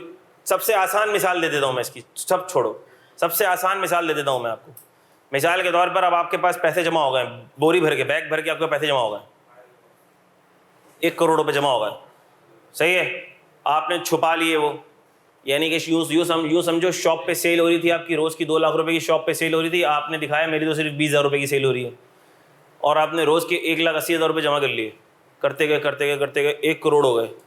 फिर मिसाल के तौर पर आपकी बहन जा रही थी UK, आपकी बहन आई थी मिलने के लिए, वो UK जा रही थी वापस, आपने अपनी बहन को बोला मैंने तुम्हारे बैग में एक छोटा सा मैंने एक पैकेट रखा है, खोल के नहीं देखना तुमने उसको, बस जब तुम UK चली जाओ तो एक मिस्टर A होगा, वो आपसे कलेक्ट कर लेगा। उसके अंदर क्या पड़े हुए थे? 1 करोड़ रुपए पड़े हुए थे, आपने भिजवा दिए आपने पैसे। इलीगल, ये भी इलीगल चैनल है। अब पकड़ में तो नहीं, पकड़ में आएगा नहीं आएगा, इससे इलीगल हो जाता है।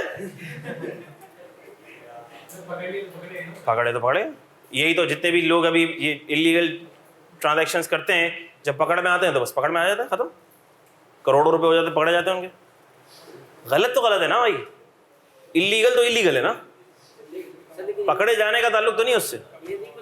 ऐसे गिफ्ट दिया मेरे भाई ने, मतलब वो बोले वो भाई आपको, फिर भाई आप अगर जा रहे हो ना, और अगर आप डॉलर थोड़े से ज़्यादा रख के लेके चले जाओ अब पाकिस्तान, अब एयरपोर्ट से वो आपसे डिक्लेरेशन मांगते हैं कि आपने कितने डॉलर लिए थे, कहाँ से लिए थे, आपकी सोर्स ऑफ इनकम में आ रहे नहीं आ रहे। डॉलर के ऊपर तो इतनी सख्ती हो गई भाई, जी मजाक नहीं है।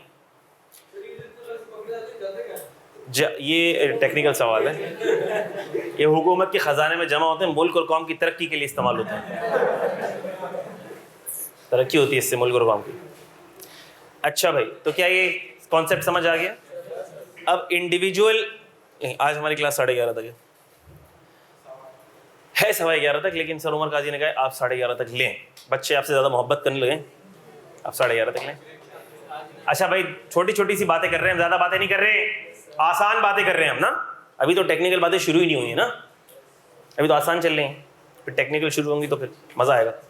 अच्छा, इंडिविजुअल का रेजिडेंशियल स्टेटस आपने देख लिया, इंडिविजुअल कब अच्छा रेजिडेंट होने से क्या होता है मैंने ये भी बता दिया, सस्पेंस भी ब्रेक कर दिया ना मैंने। अब हम ये भी देख लेते हैं कि कंपनी कब रेजिडेंट होती है और एओपी कब रेजिडेंट होती है। आसान क्राइटेरिया है, ठीक हो गई बात, रब कर दूंगी सारा। इनकम टैक्स ऑर्डिनेंस में, इनकम टैक्स लॉ में, बेटा इधर, इनकम टैक्स लॉ में कंपनी की एक डेफिनेशन है। एक कंपनी की डेफिनेशन आती है कंपनीज एक्ट में, एक कंपनी की डेफिनेशन आती है इनकम टैक्स लॉ में। तो जब मैं टैक्स लॉस पढ़ रहा हूं और मैं कहूं कंपनी, तो मेरे दिमाग में उसका कौन सा मतलब आना चाहिए? मैंने कहा मेरे दिमाग में उसका वो मतलब आना चाहिए जो इनकम टैक्स लॉ में लिखा हुआ है। चाहिए मेरे दिमाग में उसको क्या मतलब आना चाहिए?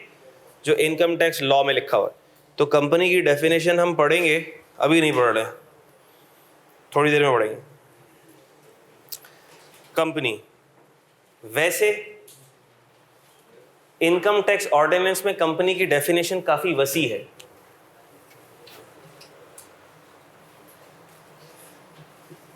ब्रॉड है, बड़ी है, उसमें बहुत सारी चीजें आ जाएंगी जिससे आपको कंफ्यूज नहीं होना।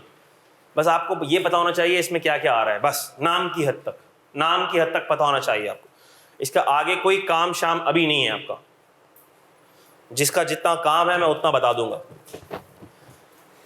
लेकिन बस आपको ये डेफिनेशन याद भी होनी चाहिए, क्योंकि ये डेफिनेशन कभी 1-2 मार्क की पूछी भी जा सकती है एग्जाम के अंदर। Define company as per income tax ordinance. तो अब आपको कंपनी में जितनी भी चीजें आती हैं वो आपको पता होनी चाहिए।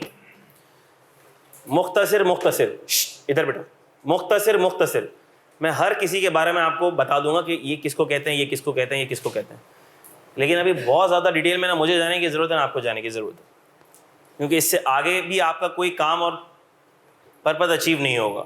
हाँ, काफ़ी सारी एंटिटीज हैं जिसके बारे में सीए फाइनल के अंदर डिटेल में बात आएगी, तो वो वहीं देखी जाएंगी। अभी बस आपको ब्रॉड मीनिंग पता होना चाहिए कंपनी का। कंपनी, जब मैं कहूँ कंपनी, तो उसके अंदर सिर्फ जो कंपनी शेयर्स वाली कंपनी, क्या सिर्फ वही कंपनी आती है? बहुत सी चीज़ें आती हैं, अभी हम डेफिनेशन देखेंगे। तो बस आपको ये पता होना चाहिए कि लॉ ने जिसको कंपनी बोल दिया है वो क्या बन जाएगी? लॉ की मर्जी, लॉ जिसको जो बोल दे होना पड़ेगा भाई। बात समझ आ रही है? लॉ जो बोल दे वैसे होना पड़ेगा। क्यों? हर जगह क्यों भी नहीं चलता, जिधर जिधर चलता है उधर उधर चलता है। जैसे आई कैप है, आई कैप ने एग्जाम में कोई सवाल दे दिया, तो आई कैप ने क्यों दे दिया सवाल? इसकी एक मिसाल देते थे हमारे उस्ताद, वो कहते थे शेरनी अंडा देती है बच्चा देती है। शेरनी अंडा देती है बच्चा देती है। भाई शेरनी जंगल की मल गए, अंडा दे बच्चा दे, उसकी मर्जी। आप कौन हो उधर पूछने वाले? इसी तरह लॉ है भाई, लॉ ने बोल दिया कंपनी की डेफिनेशन में ये आ रहा है, ठीक है, मान लिया ये आ रहा है कंपनी की डेफिनेशन। क्यों आ रहा है उसकी वजह भी बताऊंगा मैं, लेकिन आओ अभी पहले कंपनी की डेफिनेशन देख के फारिगी कर देते हैं क्या आ रहा है। आ जाओ। कंपनी मीन्स, पेज नंबर 5 पर कंपनी की डेफिनेशन आ रही है, जिसमें कंपनी की डेफिनेशन स्टार्ट हो रही है कंपनी मीन्स से। तो इसका क्या मतलब हुआ कि क्या ये इंक्लूसिव डेफिनेशन है? हमने कहा कंपनी मीन्स जिधर लिखा गया है, अब इसका मतलब ये है कि कंपनी का बाकी कहीं भी मतलब कुछ भी हो, आपको उससे टेंशन लेने की जरूरत नहीं है। हम जो बता रहे हैं इनकम टैक्स लॉ के लिए कंपनी का वही मतलब है। क्या बात समझ आ रही है? Company means, company as defined in companies act 2017। उसने बोला कंपनीज एक्ट 2017 जो कि कंपनी का लॉ है, कंपनीज का जो सोर्स लॉ है पाकिस्तान के अंदर, कंपनीज एक्ट 2017। तो उस कंपनीज एक्ट के हिसाब से जो कंपनी है वो भी कंपनी है। वाह भाई वाह, जबरदस्त हो गई बात। इसका मतलब कंपनीज एक्ट के हिसाब से अगर कोई प्राइवेट कंपनी है, कोई पब्लिक कंपनी है, कोई लिस्टेड कंपनी है, कोई अनलिस्टेड कंपनी है, सिंगल मेंबर कंपनी है, कंपनी लिमिटेड बाय गारंटी है, उन्होंने कहा जो भी कंपनी कंपनीज एक्ट के हिसाब से जो कंपनी है वो इनकम टैक्स ऑर्डिनेंस की डेफिनेशन के हिसाब से भी क्या है? कंपनी। जबरदस्त बात हो गई सर। आगे A body corporate formed by or under any law in force in Pakistan. वैसे तो कंपनीज एक्ट के तहत ही बनती हैं। वैसे तो कंपनीज किसके तहत बनती हैं? कंपनीज एक्ट के तहत ही बनती हैं। लेकिन कुछ कंपनीज ऐसी भी होती हैं जो दूसरे लॉज, उनके लिए दूसरे लॉज इंट्रोड्यूस किए जाते हैं और वो कंपनी वजूद में आती है। कभी कभी ऐसा भी होता है। मिसाल के तौर पर एग्जाम्पल पीआईए जब वजूद में आई थी, उसके लिए पीआईए ऑर्डिनेंस आया था। वो पीआईए ऑर्डिनेंस आया, एक लॉ आया और उस लॉ के तहत ये कंपनी वजूद में आई। एक और example, PNSC ordinance, Pakistan national shipping corporation ordinance. वो लॉ आया और उस लॉ के तहत पीएनएससी कंपनी वजूद में आई। तो अगर कोई ऐसी बॉडी कॉर्पोरेट है जो किसी और लॉ के तहत वजूद में आ रही है या किसी और लॉ के अंडर वजूद में आ रही है, तो वो भी क्या है? कंपनी।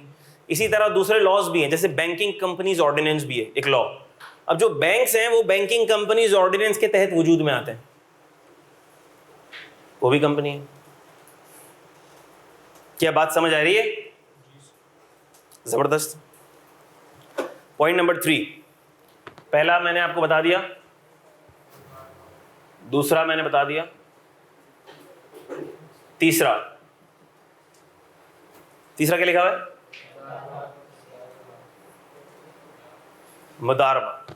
मुदारबा के बारे में भी ज्यादा डिस्कशन मैं नहीं करूंगा।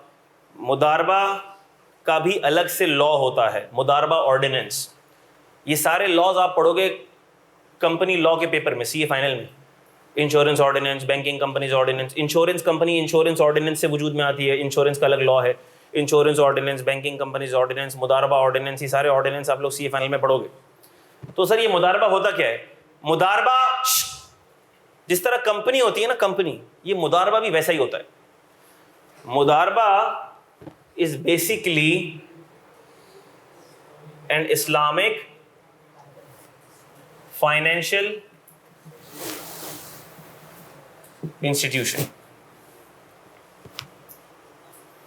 इस्लामिक फाइनेंशियल इंस्टीट्यूशन, ये भी दिखने में बिल्कुल कंपनी की तरह लगता है। दिखने में किसकी तरह लगता है? कंपनी की तरह लगता है। लेकिन कंपनी के अंदर शेयर्स होते हैं। कंपनी में क्या होते हैं? शेयर्स होते हैं। मुदारबा के अंदर शेयर्स नहीं होते, सर्टिफिकेट्स होते हैं।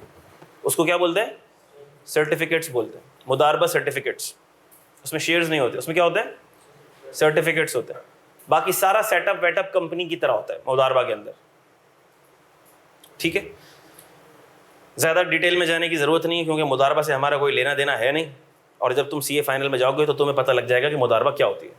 अभी तो तुमको ये मुश्किल से पता नहीं है कि कंपनी क्या होती है, वो कंपनी लॉ के पेपर में पढ़ोगे कैफ 7 के अंदर। जब वो पता नहीं है तो मुदारबा पता होना ज़रूरी तो होगा नहीं। क्या ख्याल है? बस इतना काफ़ी है। मुदारबा is an Islamic financial institution, non banking Islamic financial institution. बस इतना का पता होना काफ़ी है। इसके ऑपरेशंस ज़्यादातर इस्लामिक बैंक की तरह होते हैं, ज़्यादातर इस्लामिक बैंक्स की तरह इसके ऑपरेशंस होते हैं। इतना भी बता देना काफ़ी है। चलो आगे। Point number 4, a body incorporated by or under the law of a country outside Pakistan relating to incorporation of companies। पढ़ो इसको, क्या मतलब हुआ तो बता दे। सर कोई भी लॉ जो बाहर पाकिस्तान के अलावा है, तो उसके हिसाब से कंपनी तो कंपनी कहलाएगी। पाकिस्तान के अंदर कंपनीज का सोर्स लॉ कौन सा था? मैंने बताया अभी, कंपनीज एक्ट। ऐसा ही था, कंपनीज एक्ट 2017। इसी तरह यूके के अंदर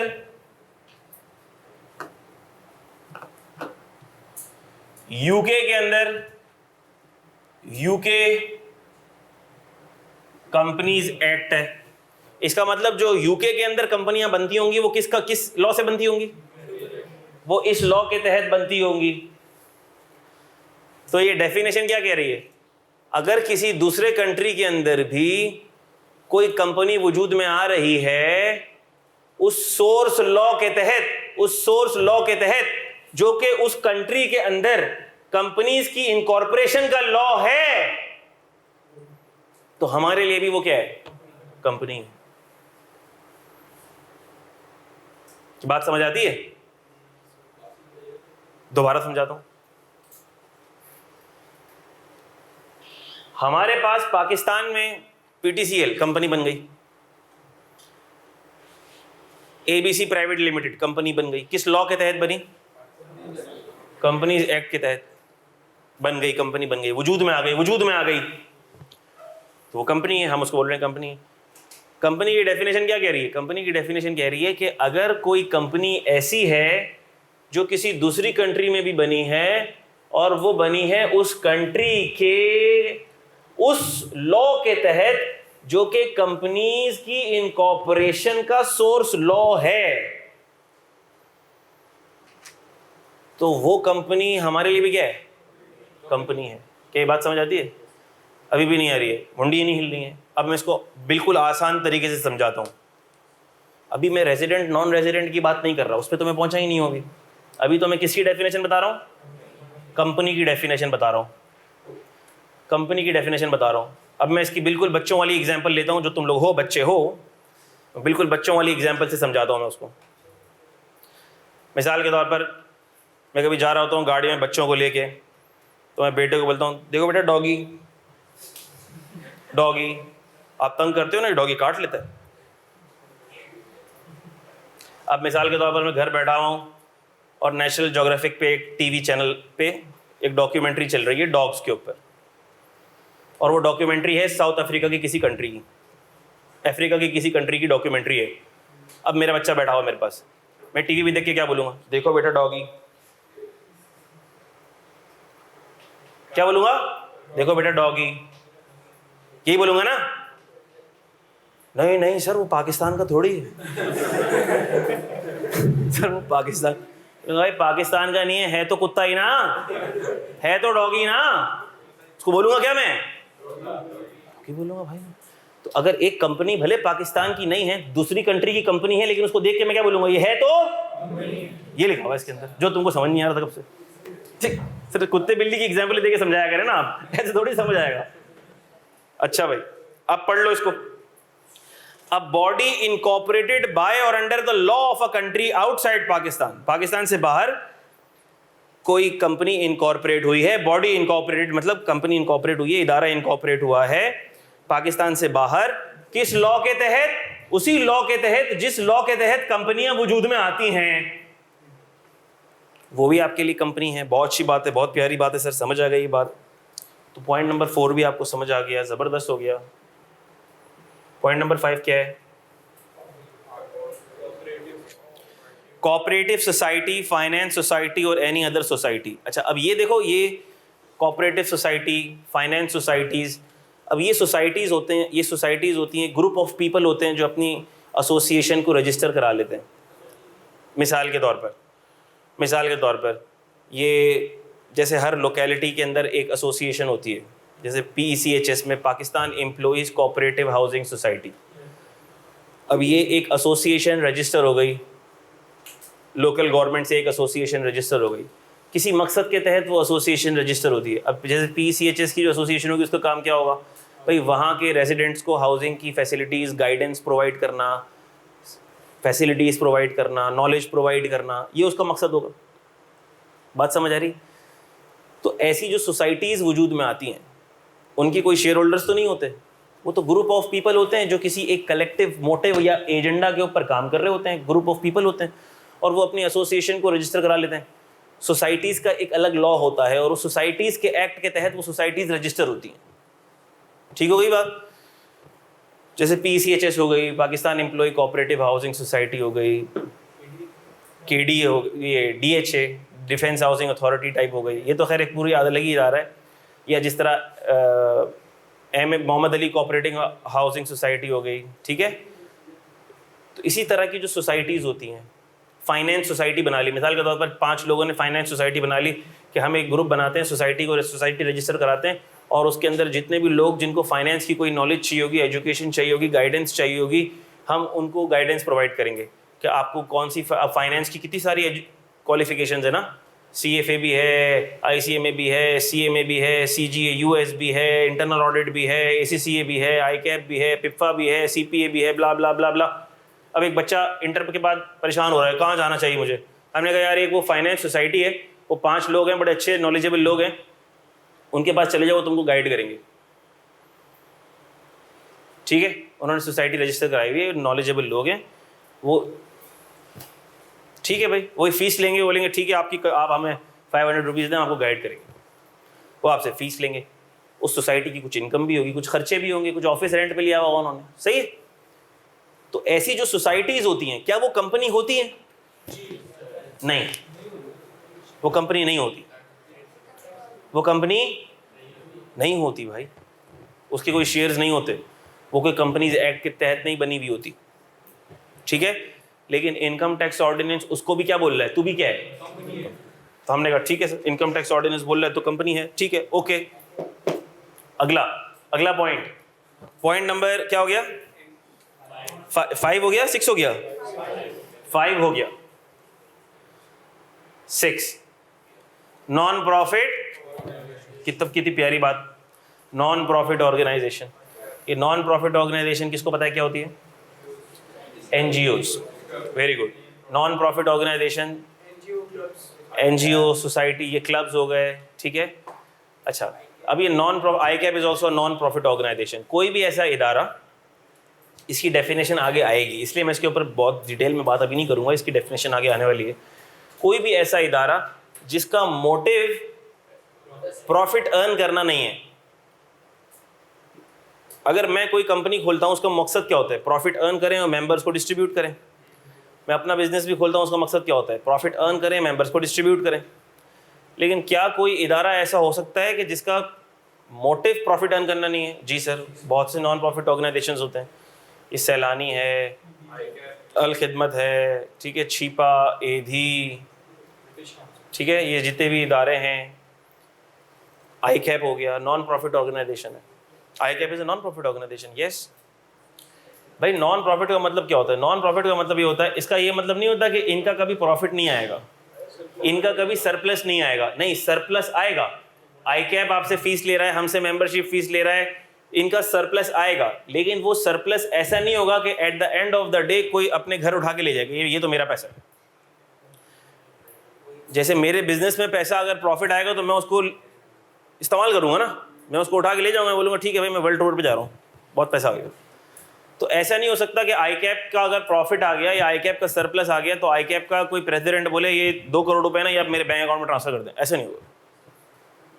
वो 2 करोड़ रुपए इस्तेमाल होंगे इसी प्रोफेशन को आगे बढ़ाने के लिए। हो सकता है ICAP का नया ऑफिस खुल जाए, ठीक है, दुबई के अंदर एक ऑफिस खुल जाए, पेशावर में एक ऑफिस खुल जाए, कोयटा में एक ऑफिस खुल जाए, कोयटा में एक लाइब्रेरी बन जाए। या यही पैसे इस्तेमाल होंगे इस प्रोफेशन को आगे बढ़ाने के लिए। जगह जगह स्कूल्स में जाके आउटरीच प्रोग्राम हो रहे हैं, सेमिनार्स हो रहे हैं, एड्स चल रहे हैं। बात समझ आ रही है? तो ये पैसा उसी ऑब्जेक्टिव में इस्तेमाल होता है, उसको बोलते हैं नॉन प्रॉफिट ऑर्गेनाइजेशन। तो अब मिसाल के तौर पर ईदी है, छिपा है, द सिटीजन फाउंडेशन, ये सारे, तो क्या इनका सरप्लस नहीं आता होगा? आता होगा, इनका सरप्लस आता होगा। लेकिन वो सरप्लस क्या छिपा साहब घर ले जाते होंगे? ऐसा नहीं होगा। वो जो सरप्लस आएगा वो उसी ऑब्जेक्टिव के अंदर री इन्वेस्ट होगा, वो गरीबों की मदद के लिए क्या होगा? री इन्वेस्ट होगा। उससे एक और शेल्टर होम बन जाएगा, उससे एक और यतीम खाना बन जाएगा कहीं। बात समझ आ रही? इसको कहते हैं नॉन प्रॉफिट ऑर्गेनाइजेशन। अच्छा, नॉन प्रॉफिट ऑर्गेनाइजेशन सिर्फ इसी वेलफेयर पर्पस के लिए नहीं होती, एजुकेशन पर्पस के लिए भी होती है, स्पोर्ट्स के लिए भी होती है। ठीक है, ऐसी NGOs होती हैं जो किसी स्पेसिफिक स्पोर्ट्स को प्रमोट करने के लिए काम कर रही होती हैं। ठीक है, तो ऐसी ऑर्गेनाइजेशंस भी जो रजिस्टर होती हैं नॉन प्रॉफिट ऑर्गेनाइजेशन, लॉ उसको भी क्या बोल रहा है? ये भी क्या है? लॉ इसको भी क्या बोल रहा है? कंपनी। क्यों बोल रहा है अभी मैं इस पर नहीं बात कर रहा, सारी बातें एक साथ करूंगा तो कंफ्यूज हो जाओगे। अभी सिर्फ ये देख लो कि लॉ किस किस को कंपनी बोल रहा है। आगे चलते हैं। Trust an entity or body of persons established or constituted by or under any law for the time being in force. Trust trust भी एक इदारा, ये पॉइंट नंबर कौन सा है? 7।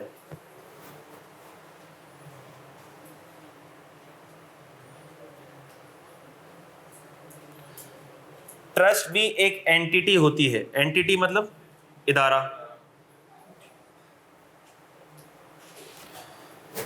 ट्रस्ट भी किसी लॉ के तहत फॉर्म होता है। जो ट्रस्ट की फॉर्मेशन का लॉ होता है आमतौर पर वो ट्रस्ट एक्ट होता है। क्या होता है वो? ट्रस्ट एक्ट होता है। ट्रस्ट इसलिए बोलते हैं इसको, इसके ऊपर थोड़ी बातें मैं आगे करूंगा जब हमारा प्रोविडेंट फंड का डिस्कशन आएगा। ट्रस्ट इसीलिए बोलते हैं उसको because this arrangement is arising out of trust relationship. फिर से रिपीट कर रहा हूं, इसको ट्रस्ट इसलिए बोलते हैं क्योंकि ये जो ट्रस्ट की एंटिटी बनती है, this entity, this setup is arising out of trust relationship. मिसाल ले दें सर, कोई मिसाल दे दी तो हमें समझ आ जाए। हमने कहा अभी मिसाल दे देते हैं। अभी जब हम आगे जाएंगे तो हम देखेंगे कि हम सैलरी के अंदर पढ़ेंगे प्रोविडेंट फंड। क्या पढ़ेंगे? Provident fund. एक होगा एम्प्लॉयर, एक होगा एम्प्लॉई।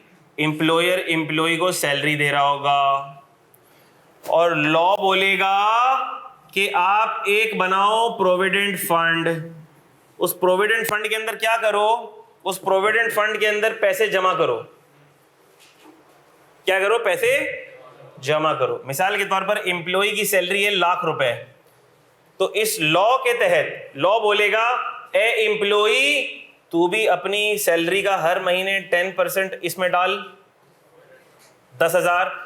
और लॉ कहेगा अगर एम्प्लॉय इसमें 10,000 रुपए अपने नाम पे जमा करा रहा है तो ए एम्प्लॉयर तू भी उसके कंट्रीब्यूशन को मैच कर और उसके नाम पर क्या डाल? 10,000 रुपए डाल। सर उमर गाजी से बात हो गई 11:30 तक, ठीक है? 10,000। तो हमने कहा फिर हर महीने एम्प्लॉय के नाम पे कितने पैसे जमा हो रहे हैं? कर दो सर एंड, बस 2 मिनट बात कर लो।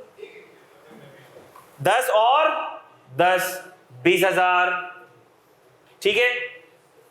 अब मिसाल के तौर पर ये एम्प्लॉय 25 साल तक काम करता रहे। कितने साल तक? इसके अंदर अमाउंट कितनी चली जाएगी? बहुत ज्यादा अमाउंट। और 25 साल बाद वो छोड़कर जाए, और वो छोड़कर जाए और वो बोले ये पैसे मुझे दे दे, ए एम्प्लॉयर ये पैसे मुझे दे दे। एम्प्लॉयर बोले चल भाग यहां से। कौन से पैसे? कैसे पैसे? चल निकलो, कटो।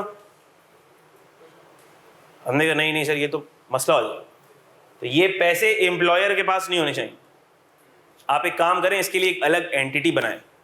वो अलग एंटिटी बनेगी, वो इस पैसों की रखवाली करेगी। ये बनेगा ट्रस्ट, और इसके होते हैं ट्रस्टीज जो इस ट्रस्ट की रखवाली करेंगे। ट्रस्टीज, इसका बेनिफिशियरी कौन है? एम्प्लॉई इसका बेनिफिशियरी है। इसकी रखवाली कौन करेंगे? ट्रस्टी।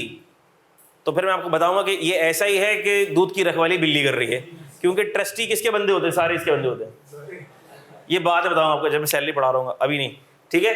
तो हमने कहा ट्रस्ट एक इदारा होता है, वो ट्रस्ट एक्ट के तहत फॉर्म होता है और it arises out of a trust relationship. के एम्प्लॉई बोलते हैं हमें ट्रस्टीज पे ट्रस्ट है, वो हमारे पैसे की निगरानी करेंगे, हिफाजत करेंगे, और जब हम जाएंगे तो हमें हमारी अमानत दे देंगे। तो ये ट्रस्ट बनता है। इसी से कल हम अपनी डिस्कशन का आगाज़ करेंगे इंशाअल्लाह। इधर तक की बातें आपको जहन में होनी चाहिए। थैंक यू, अल्लाह हाफिज़।